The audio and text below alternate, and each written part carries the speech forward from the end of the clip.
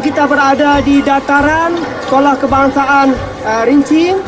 Ini ialah tugasan kita yang sebenarnya. Kita akan mulai dengan memberi name tag kepada kamu sebagai melayakkan kamu menjadi cikgu selama 2 hari sahaja di sekolah ini.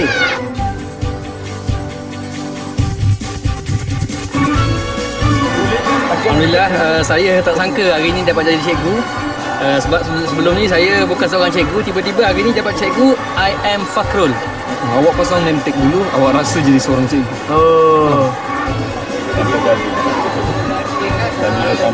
Tak jawab pasal dapat? Tolong menolong. Tolong menolong dosa. Babli macam mana ni? Kita nak kena cari anak murid kita. Ada 6 orang. Kamu ada 6 orang? 6 orang, tapi belum tahu lagi ni. Kita pun tak kenal ni macam mana ni. Taib, apa yang kamu mau buat sekarang? Name tag dah dapat, kertas hijau dah dapat. Lepas itu kamu pergi ke kantin, buatkan tugasan kamu, ambil anak murid kamu di sana. Lepas tu dalam masa 2 minit sahaja bawa mari ke bawah ini. Ya. Itu kat bumbu tempat teduh tu. Bawa mari situ, jumpa kita kat situ pula ya. Jadi kalau dah bersedia, sila bergerak ke kantin. Apakah metod pengajaran yang sesuai pada kognitif peringkat kanak-kanak? Apakah bahan bantu mengajar yang boleh merangsang minat kanak-kanak? Apakah hukum kanak-kanak bermain anak patung? Apakah metod dakwah kepada kanak-kanak? Apakah metod yang sesuai dalam menerapkan akidah kepada kanak-kanak?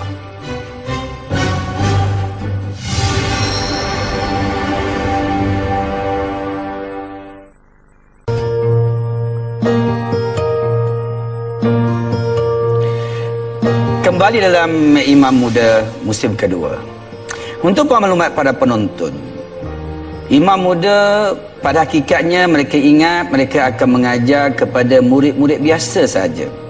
Tetapi rupa-rupanya mereka terpaksa menanggung tugas yang amat hebat, iaitu mengajar murid-murid yang istimewa, iaitu daripada pendidikan khas yang memerlukan teknik pengajaran yang lebih daripada biasa. Kita lihat bagaimana buat pertama kalinya berhadapan dengan kanak-kanak istimewa ini. Selama program Imam Muda di sekolah saya, selama 2 hari ini, saya harap menjadi contoh kepada murid-murid saya. Saya nampak murid-murid lelaki tadi sangat berminat dengan bila berjumpa dengan Imam Muda, dan ada yang mengaku nak mengikut jejak langkah Imam Muda. Jadi inilah satu platform yang mana kita boleh suntik semangat kepada semua murid Sekolah Kebangsaan Bandar Rincing. Saya bertanggungjawab penuh pada pendidikan khas di program pendidikan khas di SK Bandar Rincing lah.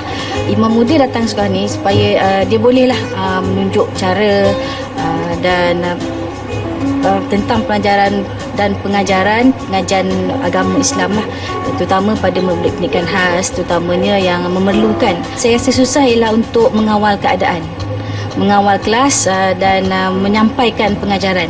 Sebab bagi murid pendidikan khas yang tidak biasa dengan orang lain, biasanya kita akan ambil masa untuk mereka percaya dan menerima apa yang diajarkan oleh orang yang kali pertama mereka bertemu. Kepada semua imam muda, semoga mereka dapat menjalankan task yang diberi dan bersabarlah dengan anak khas ini.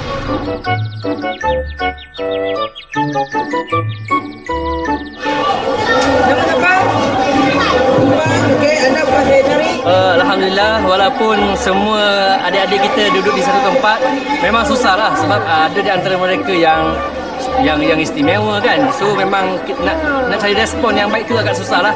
Perlu lah ni ha. Saya ingat kan budak-budak biasa tengok macam ni kan. Kita kena tukar ni. Tukar apa? Tukar taktik lah. Okey.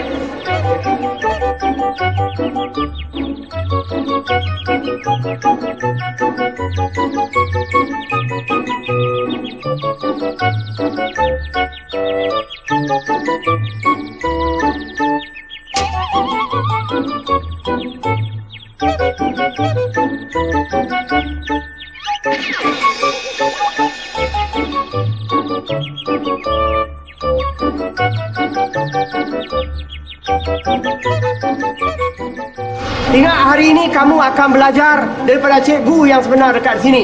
Besok kamu buat sendiri. Okey, sila masuk kelas.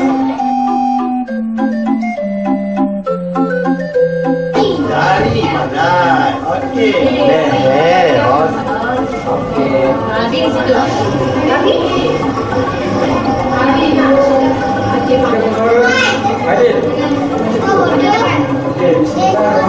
Alhamdulillah dalam kelas tadi bersama dengan guru-guru di sekolah kebangsaan Bandar Rincing tadi, saya bertemu dengan pelbagai level kanak-kanak. Ada yang slow learner, ada yang syndrome Down, ada yang autis, macam-macam peringkat kan. Dan so saya kena handle semua tu dalam satu kelas.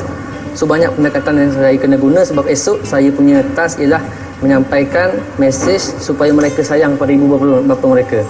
Harapan saya supaya mereka dapat faham dan dapat faham apa yang mesej yang saya sampaikan kepada mereka, supaya mereka dapat sesuatu bila saya dah pulang tu, mereka dapat sesuatu daripada pengajaran saya.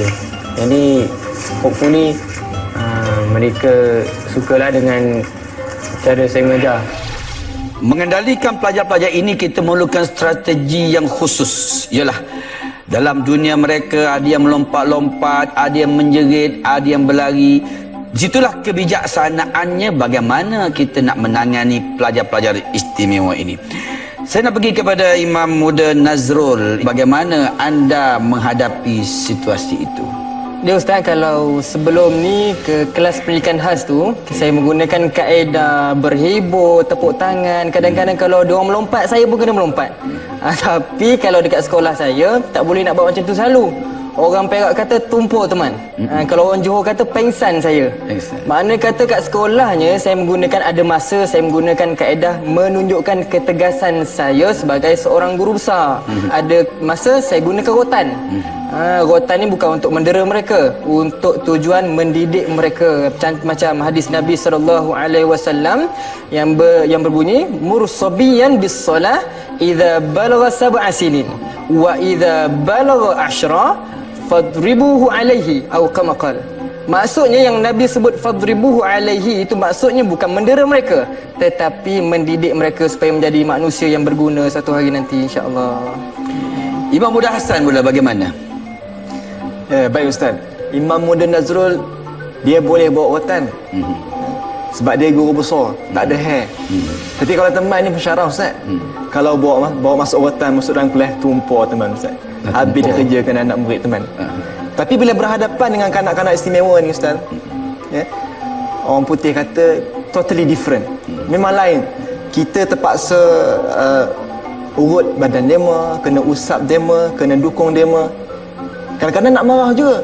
Tapi bila teringatkan kata-kata Imam Al-Ghazali dalam kitab Bidayatul Hidayah, kalau Mika berhadapan dengan kanak-kanak, katakanlah di hati Mika, kanak-kanak ini tak pernah buat maksiat, tapi Mika tu dah banyak buat dosa, maka tak syak lagi kanak-kanak tu lebih mulia daripada Mika. Jadi tak jadi nak marah Ustaz. Syabas kepada Imam Muda Muslim yang kedua ini. Pengalaman 2 hari bersama mereka banyak mengajar kita.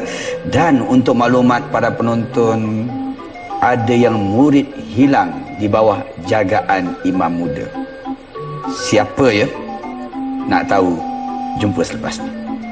Keselamatan adalah isu paling penting. So bila hilang, you kena cari sampai jumpa.